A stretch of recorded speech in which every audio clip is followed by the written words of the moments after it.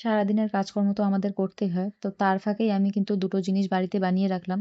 সেটা হচ্ছে ওই যে আলুর চিপসগুলো কেটে রেখে শুকিয়েছিলাম, সেগুলোই কিন্তু কিছুটা ভেজে রাখছিলাম। আসলে ছেলে রোজ, রোজ এই আলুর চিপস খেতে চায়। তো সবসময় তো আর ভেজে দেওয়া সম্ভব হয় না। তাই ভাবলাম যে আজকে একবারেই ভেজে রাখি।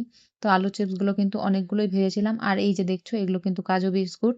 এগুলো কিন্তু আমি পাইকারি দোকান থেকে কাঁচাই কিনে নিয়ে এসেছি আর বাড়িতেই কিন্তু ভেজে নিই। তো এদিকে দেখো অনেকগুলোই কিন্তু ভেজেছিলাম, ভেজে রেখে দিলাম। তাহলে সবসময় কিন্তু খাওয়া যায়। আর ওই একটু, একটু করে ভেজে খাওয়াটা কিন্তু অন্যরকম লাগে, তাই না? আর এই বিস্কুটগুলো যদি তুমি কিনতে যাও বাইরে তাহলে কিন্তু ৳২০ প্যাকেট মতো নেবে। কিন্তু একদমই অল্প থাকে। আর যদি তুমি এভাবে পাইকারি দোকান থেকে কিনে নিয়ে আসো মানে ১ কিলোর দাম খুব একটা বেশি নেয় না। তো সেটা নিয়ে এসে যদি ভেজে নাও তাহলে কিন্তু তোমার একদম পড়তা দেবে।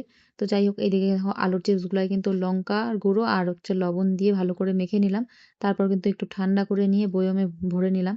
আর এভাবে রেখে দিয়ে কিন্তু যখন ইচ্ছা তখন খাওয়া যায়। তো ওগুলো কিন্তু আমি অনেকক্ষণ আগেই ভেজে রেখেছিলাম তাই ঠান্ডা হয়ে গেছে। বয়মেও কিন্তু ভরে রেখে দিচ্ছি। তো বৃষ্টির দিন এখন যদি বাইরে পাঁপড়টা রেখে দিই তাহলে কিন্তু একদমই ড্যাম হয়ে যাবে। আর বয়মে রাখলে কিন্তু পাঁপড়টা অনেকটাই ভালো থাকবে। দেখো পাঁপড়গুলো কিন্তু বয়মে ভরে নিয়েছি আর দেখতে কতটাই সুন্দর লাগছে, তাই না? আর একটু ঝাঁকিয়ে নিলাম তাহলে কিন্তু সব মসলাগুলো লেগে যাবে। আর এই যে কাজু বিস্কুটগুলো কিন্তু ঠান্ডা হয়ে গেছে। এখন কিন্তু বয়মে ঢুকিয়ে রেখে দিলাম।